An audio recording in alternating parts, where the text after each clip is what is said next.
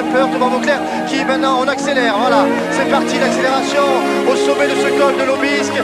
Ça va très vite, on a mis du braquet pour essayer de décrocher Kessiakov pour aller prendre les points derrière. Tout le monde est encore en contact. Premier lâché, c'est Jaroslav Popovic. On rappelle que Thomas Vauclair est 4e dans ce classement pour l'instant avec 37 points et que Frédéric Kessiakov, le porteur de ce maillot blanc à pois rouge, a 69 points. Belle bagarre entre les deux hommes.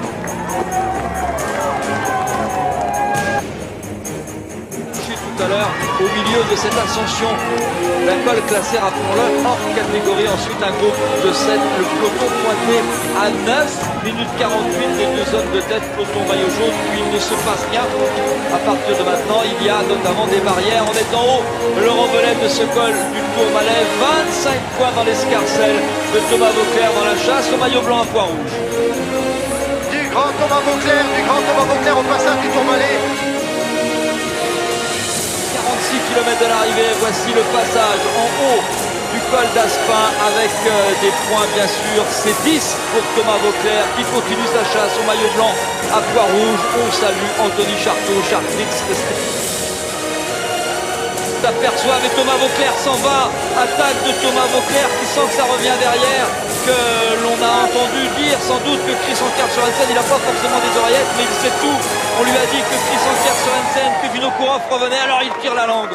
Maillot grand ouvert, Thomas Vauclair qui abandonne Brice Feuillu, un petit peu en dedans, Brice qui fait l'effort de s'accrocher, appelle sa voiture, lève le bras. Et Thomas Vauclair parti une nouvelle fois à l'assaut de Perresourde pour une journée de gloire sur le Tour de France. Quelques hectomètres pendant la foule, c'est un nouveau jour de gloire pour Thomas Vauclair.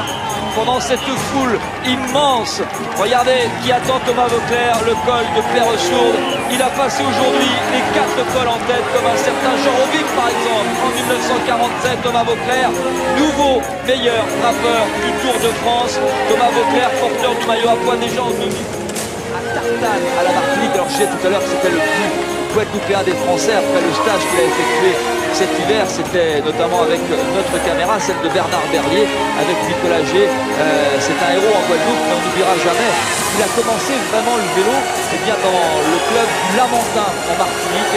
Et il doit se souvenir là, dans sa tête, de plein de choses et peut-être de son père qui lui a ramené un jour, le jour de ses 9 ans, son premier vélo, puisque avec ses parents, il a fait 3 fois la traversée de l'Atlantique. Son père était un marin, son père un jour n'est pas revenu de son voyage. Maman a consacré une partie de sa vie à Thomas Vauclair, le laissant partir après en sport-études en Vendée.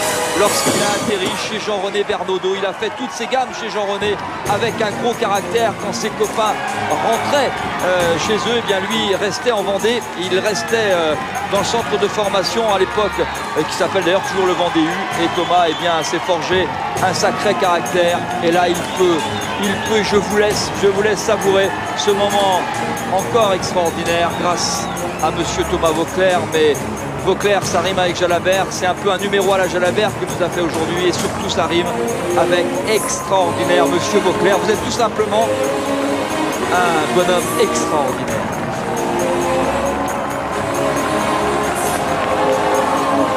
Et merci pour le cyclisme, merci pour le cyclisme français. Grâce à vous, on a oublié pas mal de choses encore aujourd'hui. Cinquième victoire française sur ce Tour de France 2012. La France est la nation qui a le plus gagné sur ce Tour de France 2012. C'est certainement très symbolique, peut-être anecdotique pour certains, mais c'est certainement le symbole d'un renouveau annoncé depuis des années. Il en est un des leaders. Bravo, chapeau, vous êtes extraordinaire, monsieur Vauclair.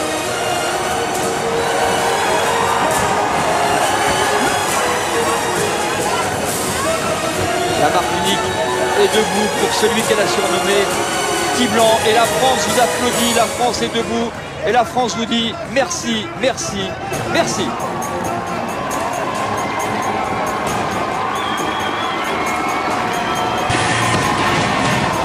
Bon appétit, monsieur Pérez. Encore 16h, mais bon, 15h06. Qu'est-ce qu'on mange à cette heure-là? Une banane. Une banane. Merci. C'est bien connu, le fruit qui dépanne. Hein. Une chute à droite de la route. Empilage de vélo. Ralentissement et on n'a pas eu le temps d'enlever les chaussures des pédales. Faut pas rigoler, faut pas rigoler. Mal quand même, hein. Mais David a voulu se raccrocher au vélo d'un coureur d'Europecar. Claude, expliquez-nous l'invention cette année de la part de la Française des Jeux. Oui, effectivement, Gérard, je me trouve dans l'unité mobile de cryothérapie. Alberto Contador vient de tomber à droite de la route, deuxième chute. Après Brajkovic, après Gesing, c'est Alberto Contador qui vient d'être pris dans une chute. Contador a lui aussi son maillot bien déchiré dans le dos. Le vélo, il en a pris un coup aussi. Le moral, un petit peu. Là, c'est en train de baisser, je le sens, hein, je le sens. Ouais, 87 là. Mais on va descendre encore un petit peu et je commence à me geler les genoux là. Niki Sorensen qui vient de tomber à droite, qui n'a plus de vélo, ça c'est quand même étonnant. Là, regardez, il est tombé. Il a été accroché par une moto. Ouais, il est. Qui est parti avec son vélo, j'ai l'impression. Regardez le vélo qui suit la moto. Il manquait plus que ça là. Et le vélo, ça coûte cher le matériel. Alors, regardez, l'exercice de style proposé par monsieur Luis Leon Sanchez. Il boit les lunettes et hop là, c'est pris. Et il les rend pas, hein. Je plaisante. Au voleur. Abandon de l'ancien champion du monde, du triple vainqueur du Tour des Flandres, Tom Bonnen. Tom Bonnen qui vient de monter à l'avant de la voiture de son directeur sportif Wilfried Peters. C'est donc fini pour le Tour de France du Belge. C'est Bradley Wiggins qui s'ouvre de l'épaule gauche. C'est peut-être un moment très important sur le Tour de France. Bradley Wiggins qui ne semble pas capable peut-être de pouvoir repartir. Vous savez quoi? On va aller boire le petit café dans notre quart de production. On va laisser Jean-Paul parce que de toute façon il y a encore 275 châteaux. Il a plein de copains à saluer. J'en ai encore sous la pédale. Oh ça j'imagine. Ça tombe bien, c'est pas fini. Regardez, même Fabien Cancellara, on n'en revient pas. Il va aller à la hauteur de sa voiture, savoir s'il peut regarder la télé parce qu'il n'a pas sur le vélo, il voudrait voir les châteaux. Il veut visiter le château de Guillaume le Conquérant. Accélération de Cavendish, Greppel un petit peu plus fort. Romain Feuillet qui s'arrache dans la roue de Greppel. Feuillet, Cavendish, Petaki. C'est la victoire de Cavendish. Petaki, deuxième, Greppel et troisième, Feuillet, quatrième, je pense. Il me semble, tout à l'heure à l'image, que Gérard avait un peu grossi, Jean-Paul. Non, mais je commence à comprendre pourquoi, parce qu'il y a des messages sur la route. Bref.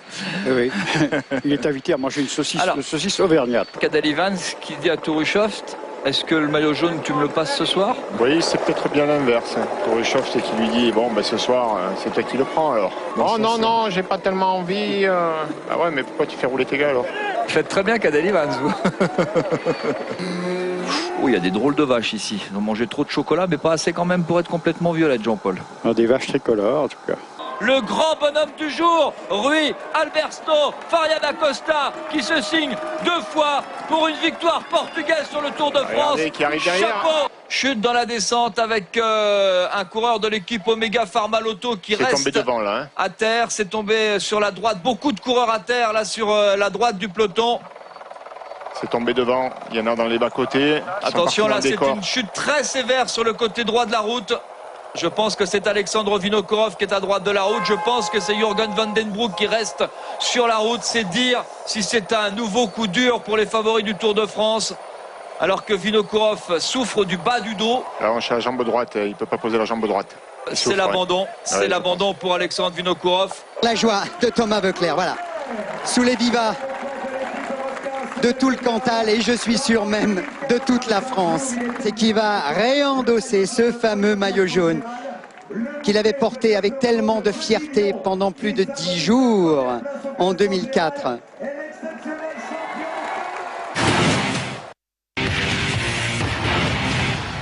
Cocorico à Saint-Flour hier. C'est sûr? Sûr et certain même. Le Français Thomas Voeckler vient de s'emparer de la tête de ce Tour de France. Tant que papa il a gagné le lion pour toi. Et peut-être que je vais réussir à en gagner un deuxième pour Lila. Allez, un bisou à papa. Je suis le fantôme du vélo.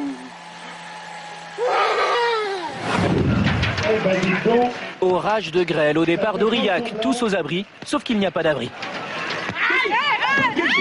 Voir un Français en jaune, ça se mérite. Et en plus, on a Voeckler devant nous, c'est magnifique. Attention, Geraint Thomas qui sort. Chute de Geraint Thomas là dans le virage. 300 mètres plus loin, Geraint Thomas remet ça. Hop, il y va encore. Il y va encore. Même lieu, même heure, ça tombe aussi dans le peloton. Thomas Voeckler est pris dans la chute. Andreas Klöden également. Grosse frayeur pour le maillot jaune. Il fait très très beau à Aurillac. Voilà, c'est un microclimat. Mais je rêve où il tombe des grêlons. Oui, regardez.